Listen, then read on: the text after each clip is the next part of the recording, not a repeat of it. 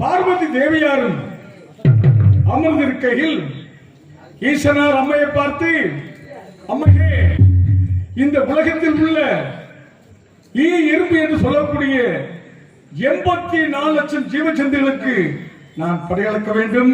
நான் சென்று வருகிறேன். இந்த கைலங்கிரிக்கு, இந்த தேவலோகத்திற்கு வரக்கூடிய அத்தனை பேர்களுக்கும் நன்மை செய்ய வேண்டும் என்று சொல்லி ஈசனார் படியளக்க சென்று விட்டார்கள். அப்பொழுது அம்மையார் அவர்கள் சாமியை பார்த்து, சாமி, நீங்க என்ன சொன்னீர்களோ அதை நான் சிறப்பாக செய்கிறேன் என்று சொன்னார்கள். ஈசன் படியளக்க சென்று விட்டார். நாக மகாமுனிவர் தேவலோகம் வருகிறார். வந்தவுடனே அம்மையை பார்த்து, அம்மையே, உங்களுடைய பக்தா எங்கே, உங்களுடைய கணவர் எங்கே என்று கேட்கின்றார்.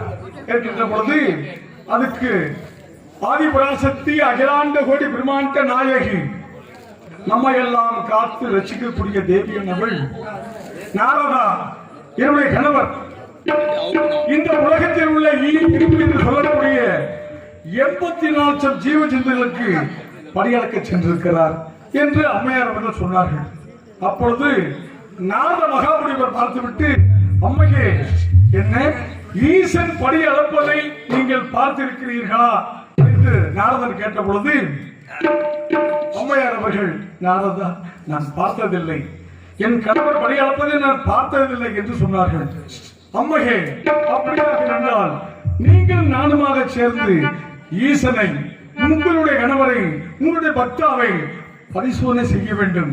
ஏனென்றால் யார் யாருக்கு அவர் படி அளந்திருக்கிறார், இல்ல படி அளக்கல என்பதை தெரிந்துவிடும் என்று சொல்கின்ற பொழுது உடனடியாக, அப்படியா நாரதா, என்ன செய்ய வேண்டும் சொல்லுங்கள் என்று சொன்ன பொழுது, அம்மையே, தரையில் இருக்க ஒரு கட்டெரும்பை பிடித்து தங்கச் சிமிழில் அடைத்து உங்களுடைய முந்தானையில் முடிந்து கொள்ளுங்கள். உங்களுடைய பக்தா ஈசன் படியளத்துக்கு தேவலோகம் வருவார். வந்தவுடனே இந்த தங்க சிமிழியலுக்கு கட்டெரும்புக்கு ஈசன் படி அளந்திருக்கிறாரா அல்லது படி அளக்கவில்லை என்பது தெரிந்துவிடும் என்று அவருடைய வேலையை செய்துவிட்டு சென்று விட்டார் நாரத மகாமுனிவர். ஈசனார் தேவலோகம் வருகிறார், கைலங்கிரி வருகிறார்.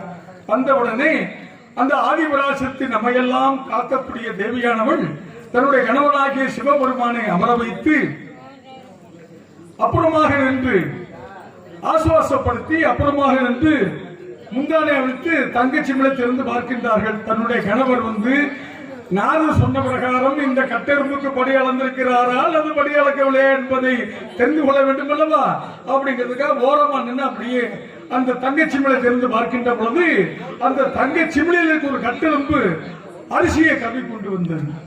பார்த்தவுடனே ஆதிபராசக்தி அம்மையார் அவர்கள் வியப்புற்று, சுவாமி, நான் உங்களுக்கு துரோகம் செய்து விட்டேன் சுவாமி, உங்களுக்கு நான் துரோகம் செய்து விட்டேன், இதற்காக நீங்க என்ன தண்டனை கொடுத்தாலும் அதை ஏற்றுக்கொள்ள நான் தயாராக இருக்கிறேன் சுவாமி என்று ஈசனுடைய பாதத்தை பிடித்து தாயானவள் ஆதிபராசக்தி அப்படி தொட்டு வணங்குகின்ற பொழுது, அம்மையே, நீ அல்ல, நான் அல்ல, இவ்வுலகில் யார் குற்றம் செய்தாலும் குற்றம் குற்றமே, குற்றத்துக்கு தக்கவாறு தண்டனை ஏற்றுத்தான் தீர வேண்டும்.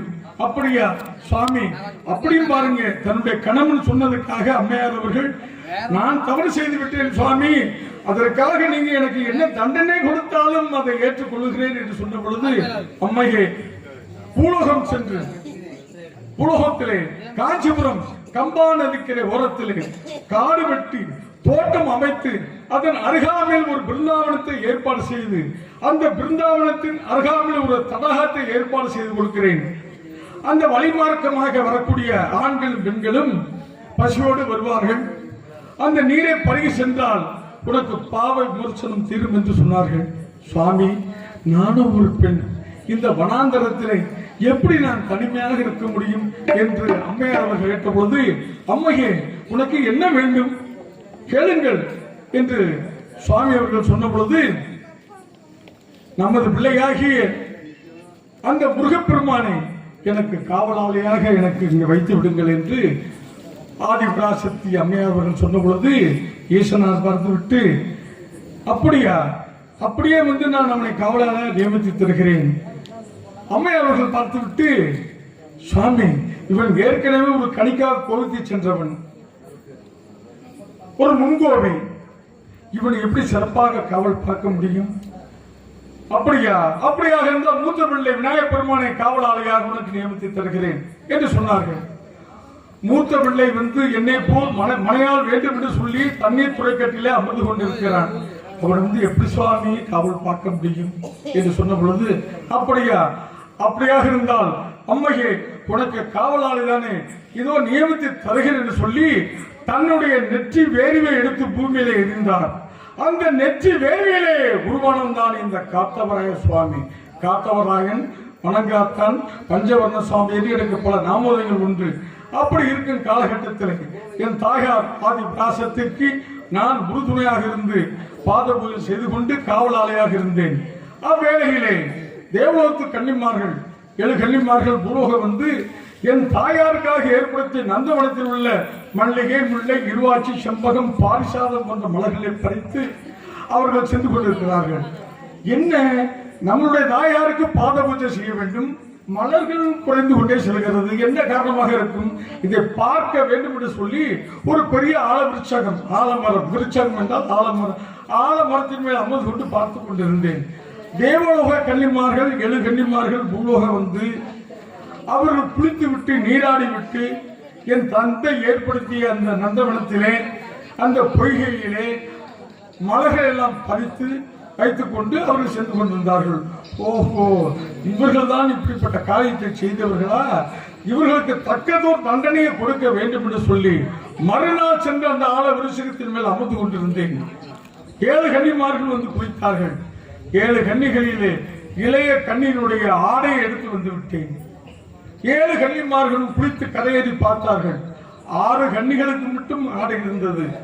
7வது இளைய கன்னிக்கு ஆடை இல்லை. ஆகினால இந்த பொய்களை மாண்டு விட்டார். 6 கன்னிமார்களும் தேவலோகம் சென்று என் தந்தையிடத்திலே முறையிட்டார்கள். ஈசனிடத்திலே, சுவாமி, உங்களுடைய வாத பூஜைக்காகத்தான் நாங்கள் மலர்கள், நீங்க சொன்ன காரணத்தின் பிரகாரம் மலர்கள் பறிக்க சென்றோம்.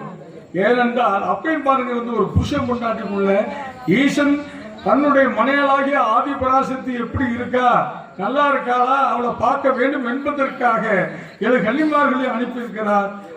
ஆகக்குடி அம்மையார் அவர்கள் தவம் செய்து கொண்டிருக்கிறார்கள். அவ்வேளையிலே கன்னிமார்கள் குளித்து மலர்களை அங்கு கொண்டு சென்றிருக்கிறார்கள் தேவலோகத்துக்கு. ஓஹோ, 7 கன்னிமார்களிலே இளைய கண்ணினுடைய ஆடை எடுத்து வந்து விட்டேன். 6 கன்னிமார்கள் கரையேறி பார்த்தார்கள். 6 கன்னிமார்களுக்கும் ஆடை இருந்தது. 7வது இளைய கன்னிக்கு ஆடை இல்லை. இதை மாண்டு விட்டார்.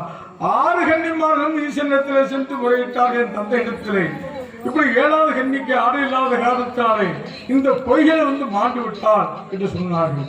அப்பொழுது என் தந்தையாக எப்பெருமான் ஈசன் பூராக அடே காத்தவராயா, இப்படிப்பட்ட காரியத்தை செய்தது யார் என்று கேட்டார்கள்.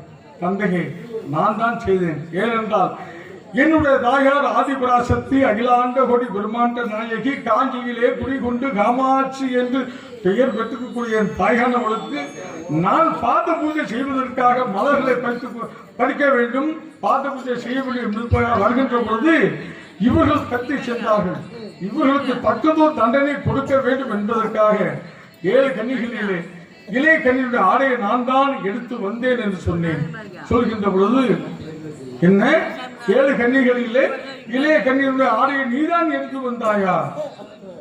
இதோ பார், என்னுடைய நெற்றி கண்ணால் உன்னை இருக்கிறேன் பார் என்று என் தந்தையானவர் ஈசன் தன்னுடைய நெற்றி கண்ணால் என்னை எரித்தார். அப்பொழுது நான் சாம்பலாக போய்விட்டேன். அந்த வேளையிலே என்னுடைய மூத்த தாயாகிய அந்த கங்கா தேவியானவள், என் தாயான ஆதிபராசக்தி அவர்களுடைய அக்காவாகிய கங்கா தேவியை அழைக்கின்ற பொழுது, கங்கா தேவியானவள் ஆகாய கங்கையை தருவி என் மீது அளிக்கின்ற பொழுது நான் சிறு குழந்தையாக உருவெடுத்தேன். உருவெடுக்குங்கால் என்னை வாரி எடுத்து ஆல விருட்சத்தில் தொட்டில் போட்டு தாளாட்டு பாட்டு பாடிக்கொண்டே இருந்தார்கள். அந்த வேளையிலே என் தாயானவன் எவ்வளவு கஷ்டப்பட்டு கொண்டிருப்பார்கள். கொல்லிமலை கன்னிமார்கள் 7 கன்னிமார்கள் அவ்வழியாக வந்தவர்கள் பார்த்துவிட்டு, தாயை, நீங்கள் ஒருவர் இந்த ஆல விஷயத்திலே தனிமையாக தவம் செய்து கொண்டிருக்கிறீர்கள். இந்த குழந்தை உங்களால் வளர்க்க இயலாது. ஆகவே குழந்தையை எங்களிடத்தில் கொடுத்தார். நாங்கள் 7 பேர்களும் இந்த குழந்தையை சீரும் சிறப்புமாக வளர்த்து வருவோம் என்று கேட்டபொழுது என் தாய்கணவள் ஆதிபராசக்தி மனம் போடாமல் என்னை வாரி எடுத்து அந்த கொல்லிமலை கன்னிமார்கள் கையில கொடுத்து விட்டார்கள். கொல்லிமலை கன்னிமார்கள் என்னை வாரி எடுத்து வளர்த்து ஆளாக்கி யானை ஏற்றம், குதிரை ஏற்றம், மல்யுத்தம், வில்யுத்தம் போன்ற சகல கலைகளும் கற்றுக் கொடுத்தார்கள். அது மட்டுமல்ல, கூடு விட்டு கூடு வாயும் தந்திர விஷயம், மந்திர விஷயம், மாயாஜால வித்தைகள் அத்தனையுமே எனக்கு கற்றுக் கொடுத்தார்கள். கற்று தேர்ந்த நான் ஒரு நாள் கொல்லிமலை காட்டுக்கு வேட்டைக்கு செல்கின்ற பொழுது என்னை பார்த்த உடனே அந்த கொல்லிமலையில் கூட வேங்கைகள், வேங்கை என்றால் புலி, அனைத்தும் என்னை பார்த்த உடனே ஓடியது.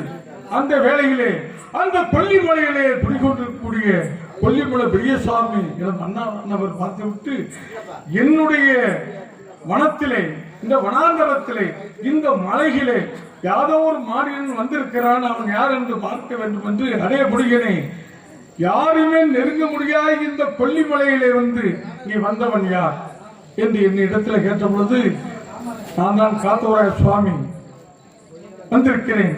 என்ன காத்தவராயனா என்று, நீ யார், யாருடைய பிள்ளை என்று என் அண்ணா கேட்டார். கொல்லிமலை பெரிய சுவாமி. எனக்கு அவருக்கு யுத்தம் வந்தது.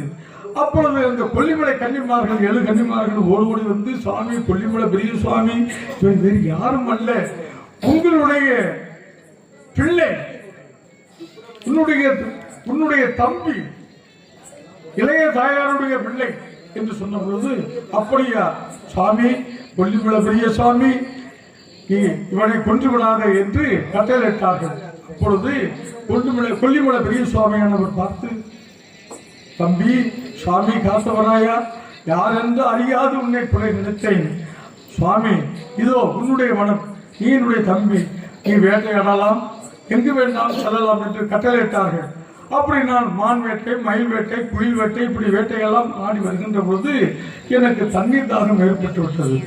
அப்பொழுது என்னுடைய தம்பியாகிய தொட்டியத்தை சின்னானை அழைத்தேன். தம்பி, தொட்டியத்தை சின்னா தாகமாக இருக்கிறது, தண்ணீர் வேண்டும் என்று கேட்டேன். அண்ணா, ஒரு நொடியில் பொறுங்கள், இதோ தண்ணீரை பார்த்து வருகிறேன் என்று தொட்டியத்தை சின்னான் வந்து, இதோ இந்த மஞ்சளுடைய பொதிகளே நீங்கள் நீர் அருந்தலாம் என்று கூவினான். அவன் கூக்குரலை கேட்டு சென்று அந்த தண்ணீரை அள்ளி அருந்துகின்ற பொழுது அந்த தண்ணீரிலே கொத்து மஞ்சள், குடகு மஞ்சள், சேலத்து சின்ன மஞ்சள், பூலாங்கிழங்கு, சந்தனம், புனுகு, ஷவ்வாது போன்ற வாசனை திரிவேங்கள் அந்த தண்ணீரில் வந்தது. பார்த்தேன், என்ன இந்த தண்ணீரில் இப்படிப்பட்ட வாசனை வித்துக்களை போட்டு குளிக்கக்கூடியவள் பெண்கள் தானே, பெண் தானே வாசனை வித்துக்களை போட்டு மஞ்சள் எல்லாம் போட்டு குளிக்கக்கூடியவன் பெண் தானே, யாராக இருக்கும் என்று சொல்லி முதல் பிறப்பாக பிராமணனுக்கு பிள்ளையாக பிறந்து, 2ஆம் பிறப்பிலே காராம் வறட்சி கற்பு சாம்பு வச்சிக்கு பிள்ளையாக பிறக்கப்பட்டு, 3ஆம் பிறப்பிலே சிகப்பிரையான் பெண்மான் வயிற்றில் பிள்ளையாக பிறக்கப்பட்டு, இப்பொழுது செல்லாந்தோட்டி என்னை எடுத்து வளர்த்துக் கொண்டிருக்கிறார். 4ஆவது பிறப்பாக மச்ச அவதாரம் எடுத்து, மந்திர சக்தியிலே பெற்ற நான் மச்ச அவதாரம் எடுத்து, மீன் அவதாரம் எடுத்து அந்த பெண்ணை பார்க்க வேண்டும் என்று அந்த தண்ணீர் காரை நோக்கி சென்று பார்க்கின்ற பொழுது 7 திரை கட்டி அந்த பெண்ணானவள் குளித்துக் கொண்டிருந்தாள். அந்த 7 திரையும் என்னுடைய விழா எலும்புகளால் அதை அறுத்து உள்ளே சென்று பார்க்கின்ற பொழுது 32 லட்சணம் பொருந்தியவள். அவள் யார்? புத்தூர் அக்கரஹாரம், புதுச்சேரி நல்பேட்டைக்கு சொந்தமான ஆரியப்பு ராஜன் மகள் ஆரியமாலா. பார்த்தேன், ஆஹா, இப்படிப்பட்ட பெண்ணை பார்த்து விட்டேன், அடைய வேண்டும் என்ற எண்ணம் என் மனதிலே இருக்கிறது. ஆகவே இன்று வெள்ளிக்கிழமை என் தம்பியை அழைக்க வேண்டும், என் தாயிடத்திலே வரத்தை வாங்க வேண்டும், விடைபெற வேண்டும், அந்த ஆரிய மாலாவை சிறையெடுக்க வேண்டும். ஆகவே இப்பொழுது என் தம்பியாகிய தொட்டியத்தை சின்னானை அழைக்கிறேன்.